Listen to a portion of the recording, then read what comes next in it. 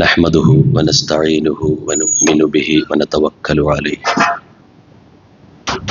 ونعوذ بالله من شرور أنفسنا ومن سيئات أعمالنا من يهده الله فلا مضل له ومن يضلله فلا هادي له وأشهد أن لا إله إلا الله وحده لا شريك له وأشهد أن محمدا عبده ورسوله أرسله بالهدى ودين الحق ليظهره على الدين كله ولو كره المشركون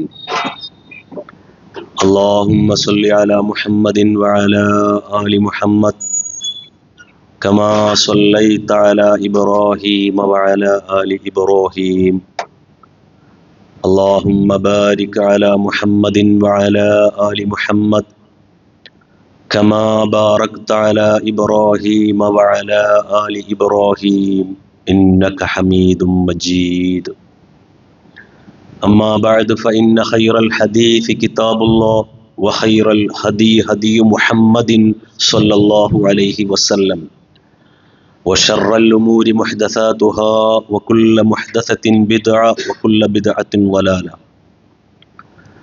يا أيها الذين آمنوا اتقوا الله حق تقاته ولا تموتن إلا وأنتم مسلمون أعوذ بالله من الشيطان الرجيم بسم الله الرحمن الرحيم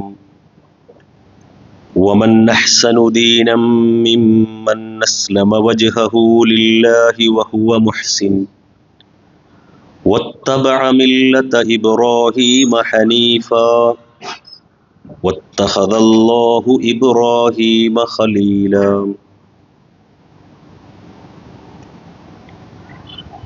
സമാദരണീയരായ വിശ്വാസികളെ വിശ്വാസിനികളെ,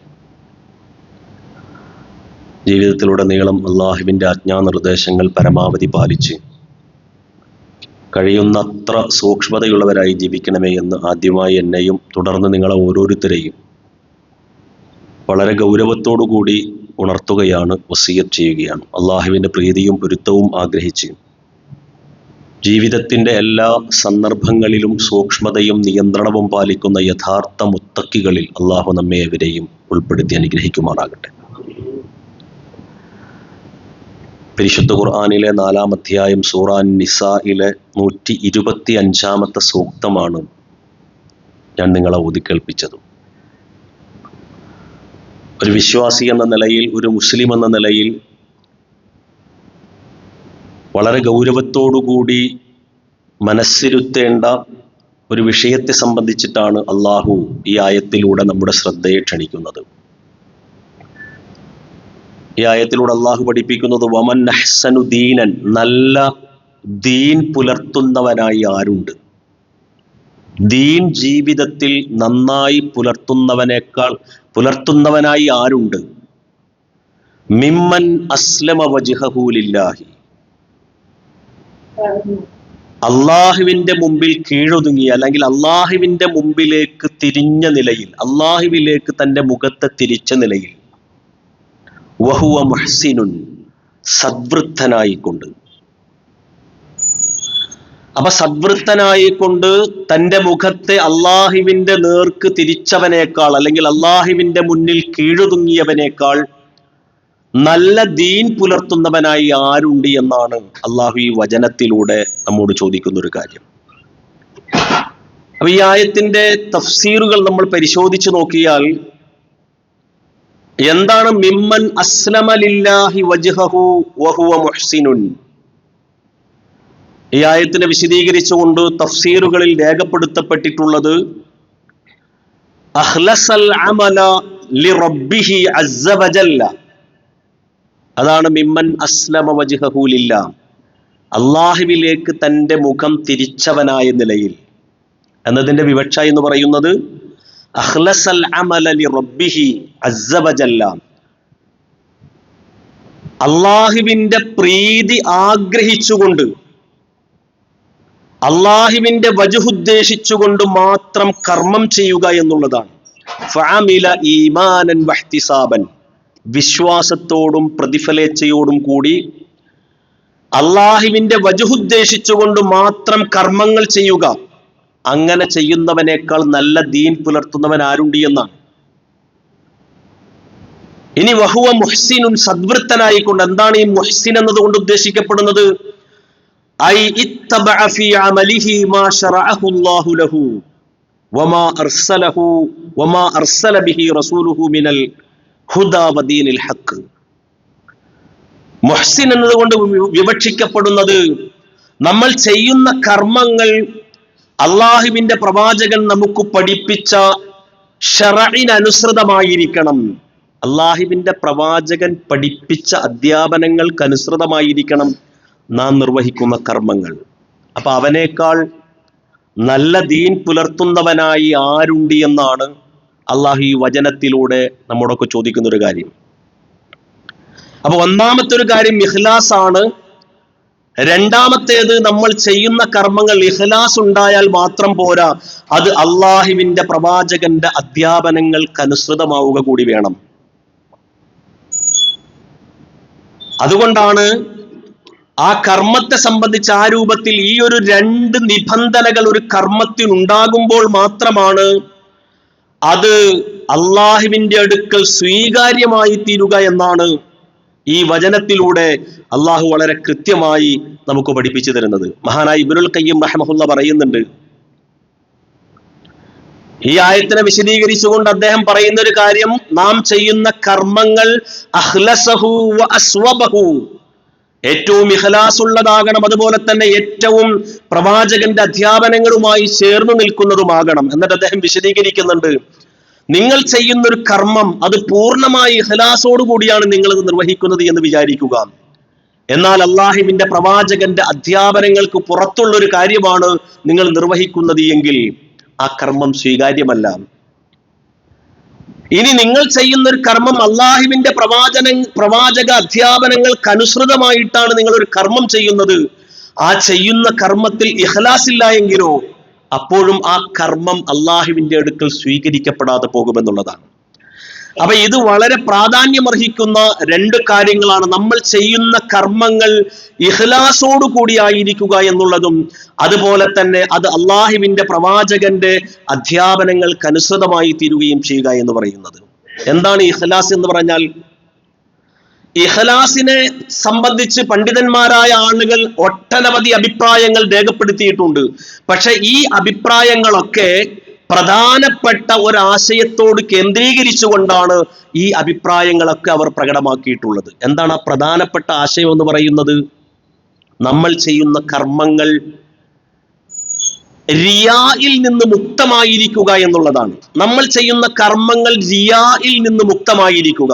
ഈ ഒരു പ്രധാന ആശയത്തെ കേന്ദ്രീകരിച്ചുകൊണ്ടാണ് ഇഖ്ലാസ് എന്ന ഈ പദത്തെ പണ്ഡിതന്മാർ ആയ ആളുകൾ വിവിധ രൂപത്തിൽ വിശദീകരിച്ചിട്ടുള്ളത്. അപ്പൊ റിയായിൽ നിന്ന് മുക്തമായിരിക്കണം നമ്മൾ നിർവഹിക്കുന്ന കർമ്മങ്ങൾ. എന്താണ് റിയാ എന്ന് പറഞ്ഞാൽ? നമ്മളൊരു കർമ്മം ചെയ്യുമ്പോൾ അള്ളാഹു പരിശുദ്ധ ഖുർആൻ സൂറ അൽ കഹ്ഫിന്റെ അവസാന ഭാഗത്ത് നമ്മളെ പഠിപ്പിക്കുന്നുണ്ട്, ഖുൽ ഇന്നമാ അന ബശറും മിസ്ലുക്കും, പറയുക പ്രവാചകരെ, ഞാൻ നിങ്ങളെപ്പോലെയുള്ള മനുഷ്യൻ മാത്രമാണ്, ഞാനൊരു മനുഷ്യനാണ്. യൂഹാ ഇലയ്യ, എനിക്ക് ദിവ്യ സന്ദേശം നൽകപ്പെടുന്നു. അന്നമാ ഇലാഹുക്കും ഇലാഹുൻ വാഹിദ്, തീർച്ചയായും നിങ്ങളുടെ ആരാധ്യൻ ഏകനായ ഇലാഹാണ് എന്ന് എനിക്ക് ദിവ്യ സന്ദേശം നൽകപ്പെട്ടിരിക്കുന്നു. അതുകൊണ്ട് ഫമൻ കാന യർജു ലിഖാ റബ്ബിഹി, ആരെങ്കിലും തന്റെ റബ്ബുമായിട്ടുള്ള കൂടിക്കാഴ്ചയെ പ്രതീക്ഷിക്കുന്നുവെങ്കിൽ ഫൽയഅമൽ അമലൻ സ്വാലിഹൻ, അവൻ നല്ലത് പ്രവർത്തിച്ചു കൊള്ളട്ടെ. വലാ യുശ്രിക് ബിഇബാദത്തി റബ്ബിഹി അഹദ, തന്റെ രക്ഷിതാവിന് അവൻ നിർവഹിക്കുന്ന ഇബാദത്തിൽ വേറെ ഒരാളെയും അവൻ പങ്കു ചേർക്കാതിരിക്കുകയും ചെയ്യട്ടെ. എന്താണ് അവിടെ പരാമർശിക്കപ്പെട്ട ശിർക്ക് എന്ന് തഫ്സീറുകൾ പരിശോധിച്ചു നോക്കുമ്പോൾ നമുക്ക് മനസ്സിലാക്കാൻ സാധിക്കും. അവിടെ അള്ളാഹുവിൽ പങ്കു ചേർക്കുക എന്ന് പറയുന്നത് റിയായിനെ സംബന്ധിച്ച്, അതാണ് അള്ളാഹുവിന്റെ പ്രീതി ആഗ്രഹിച്ചുകൊണ്ട് മാത്രം നിർവഹിക്കേണ്ട ഒരു കർമ്മം ആ ഒരു ലക്ഷ്യത്തിൽ നിന്നും വ്യതിചലിച്ച് മറ്റുള്ള ആളുകളെ ബോധ്യപ്പെടുത്താൻ വേണ്ടിയോ മറ്റുള്ള ആളുകളിൽ നിന്ന് പ്രശസ്തി ആഗ്രഹിച്ചുകൊണ്ടോ ചെയ്യുമ്പോൾ ആ മനുഷ്യൻ യഥാർത്ഥ ലക്ഷ്യത്തിൽ നിന്ന് തെറ്റിപ്പോവുകയാണ്. അതുകൊണ്ടാണ് ഫമൻ കാന യർജു ലിഖാഅ റബ്ബിഹി, തന്റെ രക്ഷിതാവിനുമായിട്ടുള്ള കൂടിക്കാഴ്ചയെ ആരെങ്കിലും പ്രതീക്ഷിക്കുന്നുവെങ്കിൽ ഫൽയഅമൽ അമലൻ സ്വാലിഹൻ, അവൻ നല്ലത് പ്രവർത്തിക്കട്ടെ. വലാ യുശ്രിക് ബിഇബാദത്തി റബ്ബിഹി അഹദ, തന്റെ രക്ഷിതാവിന് നിർവഹിക്കുന്ന ഇബാദത്തിൽ അവൻ വേറൊരാളെയും പങ്കു ചേർക്കാതിരിക്കുകയും ചെയ്യട്ടെ. റിയാഇനെ സംബന്ധിച്ചിട്ടാണ് അവിടെ പറയപ്പെട്ടിട്ടുള്ളത് എന്നാണ് ഈ ആയത്തിനെ വിശദീകരിച്ചുകൊണ്ട് മുഫസ്സിരീങ്ങളായ ആളുകൾ രേഖപ്പെടുത്തിയിട്ടുള്ളത്.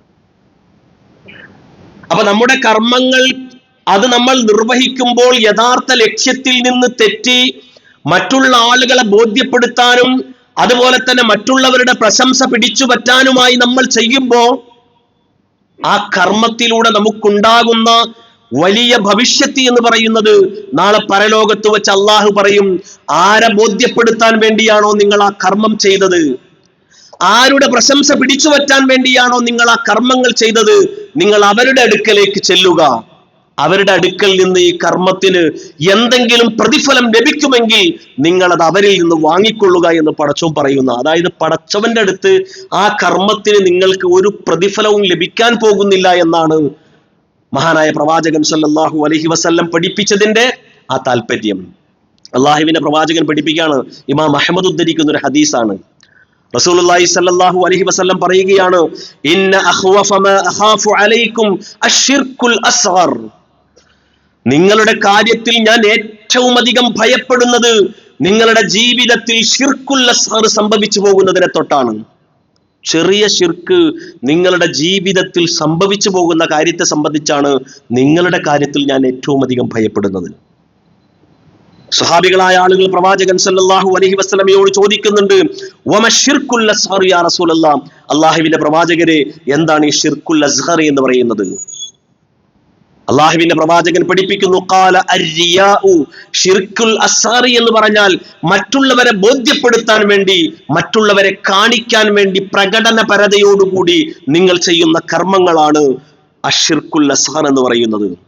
യഖൂലുല്ലാഹു അസ്സ വജല്ല യൗമൽ ഖിയാമ, നാളെ ഉയർത്തെഴുന്നേൽപ്പിന്റെ നാളിൽ പ്രതാപിയായ അള്ളാഹു പറയും, ഇദാ ജുസിയന്നാസു ബിഅമാലിഹിം, മനുഷ്യരുടെ കർമ്മങ്ങൾക്ക് പ്രതിഫലം നൽകപ്പെടുന്ന ആ സന്ദർഭത്തിൽ പ്രതാപശാലിയായ റബ്ബ് പറയും, ഇദ്ഹബു ഇലല്ലദീന കുൻതും തുറാഊന ഫിദ്ദുനിയ, ദുനിയാവിൽ ആരെ കാണിക്കാൻ വേണ്ടിയാണോ, ആരെ ബോധ്യപ്പെടുത്താൻ വേണ്ടിയാണോ നിങ്ങൾ ആ കർമ്മങ്ങൾ ചെയ്തത്, നിങ്ങൾ അവരുടെ അടുക്കിലേക്ക് പോവുക. ഫൻദുറു ഹൽ തജിദൂന ഇൻദഹും ജസാഅൻ, എന്നിട്ട് അവരുടെ അടുക്കൽ എന്തെങ്കിലും പ്രതിഫലം നിങ്ങൾക്കുണ്ടോ എന്ന് നിങ്ങൾ അന്ന് അന്വേഷിച്ചു നോക്കുക എന്ന് അത്തരത്തിലുള്ള ആളുകളോട് അള്ളാഹു പരലോകത്ത് വെച്ച് പറയുമെന്ന് മഹാനായ പ്രവാചകൻ സല്ലല്ലാഹു അലൈഹി വസല്ലം നമുക്ക് പഠിപ്പിച്ചതാണ്. അപ്പൊ എന്താണ് ഇഖ്ലാസ് എന്നതിനെ സംബന്ധിച്ച് പണ്ഡിതന്മാർ രേഖപ്പെടുത്തിയിട്ടുള്ള ഈ അഭിപ്രായങ്ങളൊക്കെ ഈ റിയായിൽ നിന്ന് മുക്തമാവുക എന്ന ഈ പ്രധാന ആശയത്തെ കേന്ദ്രീകരിച്ചുകൊണ്ടാണ് അതുമായി ബന്ധപ്പെട്ട വിവിധങ്ങളായ അവരുടെ വിശദീകരണങ്ങൾ വന്നിട്ടുള്ളത് എന്നാണ് നമുക്ക് കിതാബുകൾ പരിശോധിക്കുമ്പോൾ നമുക്ക് മനസ്സിലാക്കാൻ സാധിക്കുന്നത്. റിയായിൽ നിന്ന് മുക്തമായിരിക്കുക. അല്ലാഹുവിന്റെ പ്രവാചകൻ പഠിപ്പിക്കുന്നു, മൻ സല്ലാ യുറാഇ ഫഖദ് അശ്റക്, മറ്റുള്ള ആളുകളെ ബോധ്യപ്പെടുത്താൻ വേണ്ടി ആരാണോ നമസ്കരിക്കുന്നത് അവൻ ശിർക്ക് ചെയ്തിരിക്കുന്നു.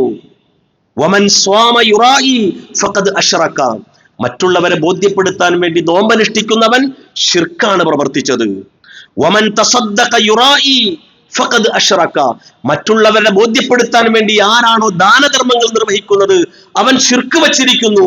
അതുകൊണ്ട് ഇത്തഖുർ റിയാഅ, നിങ്ങൾ റിയാഇനെ സൂക്ഷിക്കണം.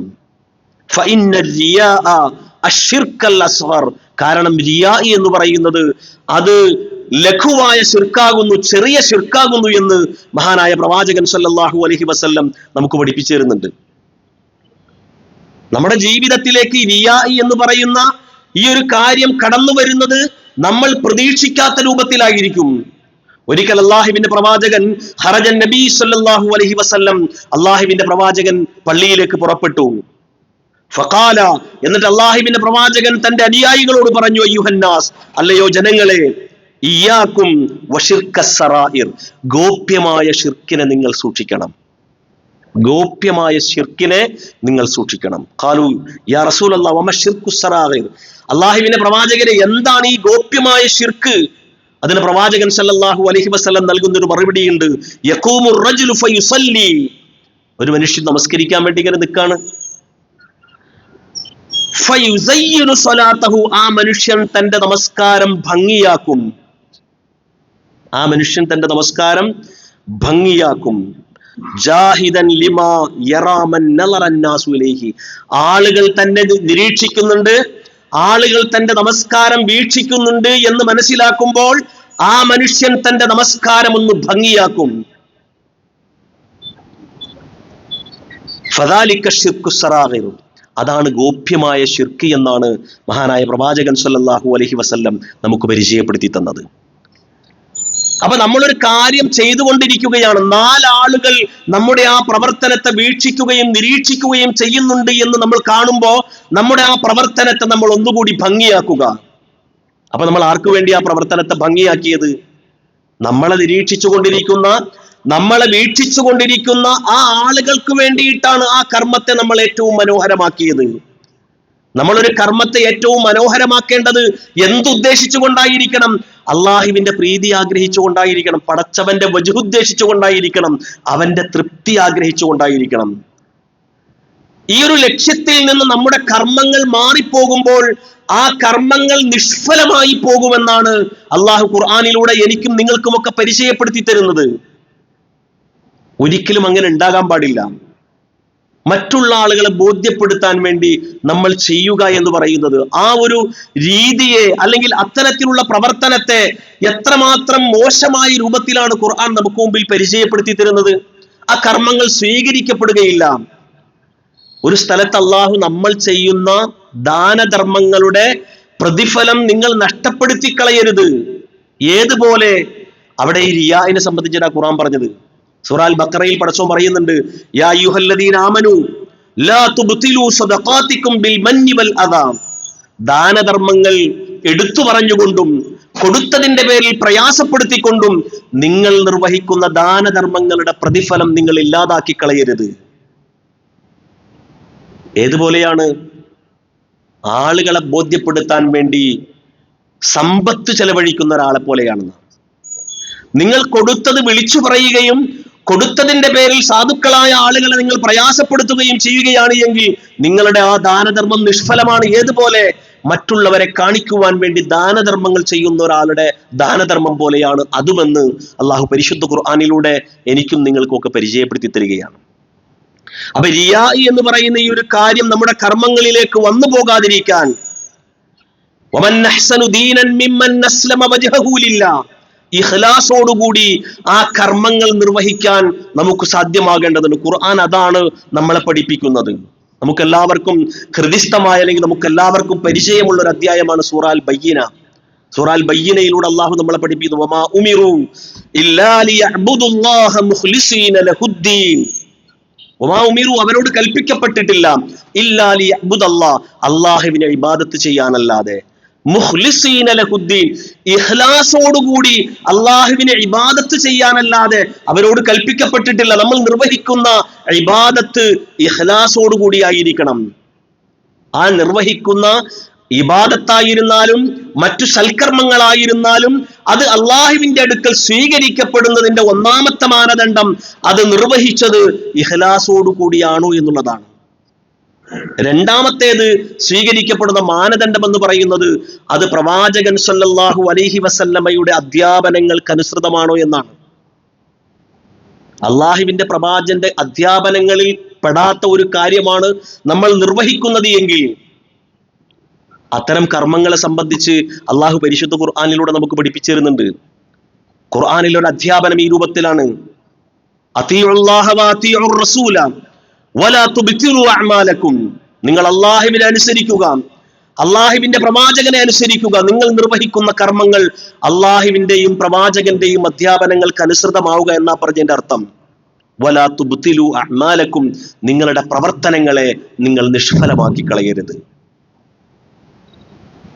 അപ്പൊ നമ്മൾ ചെയ്യുന്ന കർമ്മങ്ങൾ അള്ളാഹുവും അവന്റെ പ്രവാചകനും നമുക്ക് നൽകിയിരിക്കുന്ന അധ്യാപനങ്ങളുടെ വെളിച്ചത്തിലായിരിക്കണം. അതല്ലാത്ത ഒരു കർമ്മം എന്റെയും നിങ്ങളുടെയും ഒക്കെ വീക്ഷണത്തിൽ എത്ര നല്ലതായി നമുക്ക് തോന്നിയാലും അത് പ്രതിഫലാർഹമാകുന്നില്ല. അത് നമ്മൾ ചെയ്യുന്ന നഷ്ടക്കച്ചവടമായി കൊണ്ട് അള്ളാഹു ഖുർആൻ സൂറ അൽ കഹ്ഫിന്റെ അവസാന ഭാഗത്ത് നമുക്ക് പരിചയപ്പെടുത്തി തരുന്നുണ്ട്. ഖുൽ ഹൽ നുനബ്ബിഉകും ബിൽ അഖ്സരീന അഅമാലൻ الذين ضل سعيهم في الحياة الدنيا وهم يحسبون أنهم يحسنون صنعا.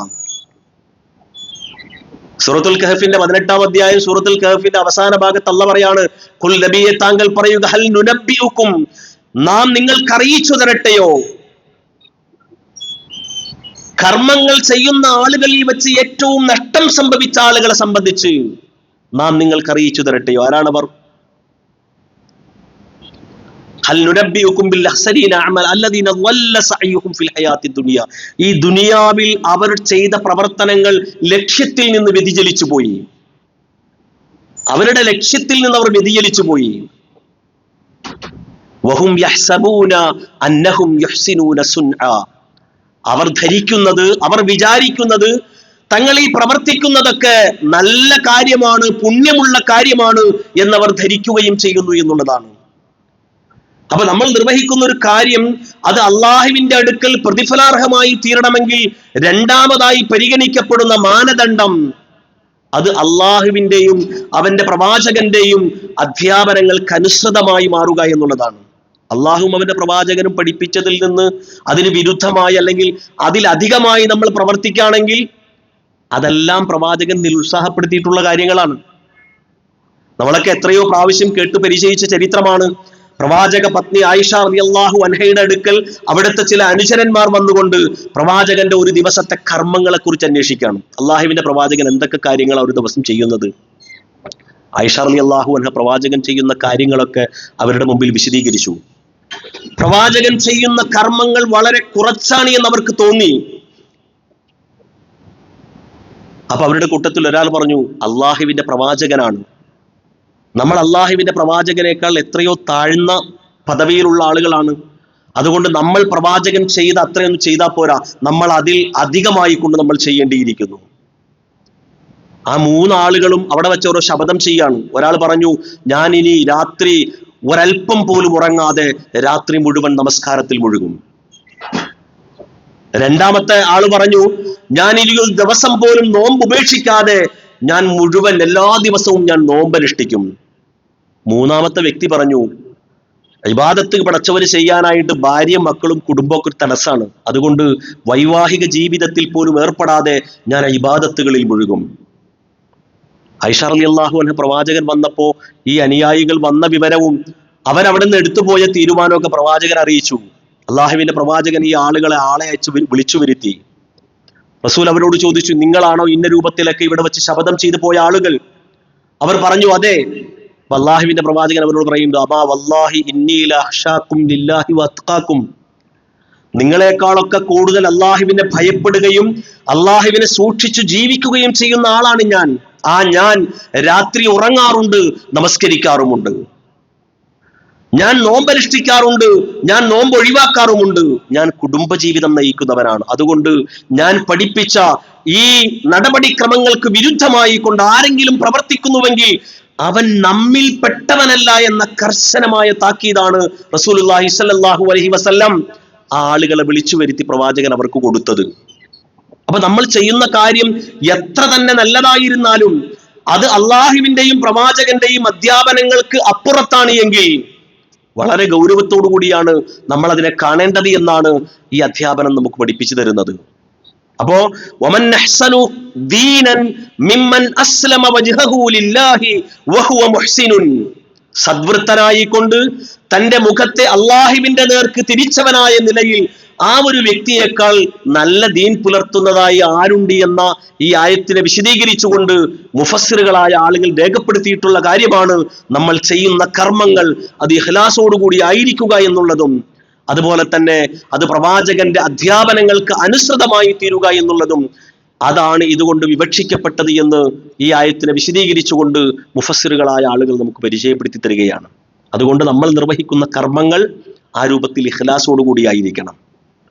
നമ്മൾ ചെയ്യുന്ന കാര്യം അത് എത്ര നിസ്സാരമായതായിരുന്നാലും അതിനെ മഹത്തരമാക്കുന്നത് നമ്മുടെ മനസ്സിൽ ആ കർമ്മം നിർവഹിക്കുമ്പോഴുള്ള ആ ഇഖ്ലാസാണ്.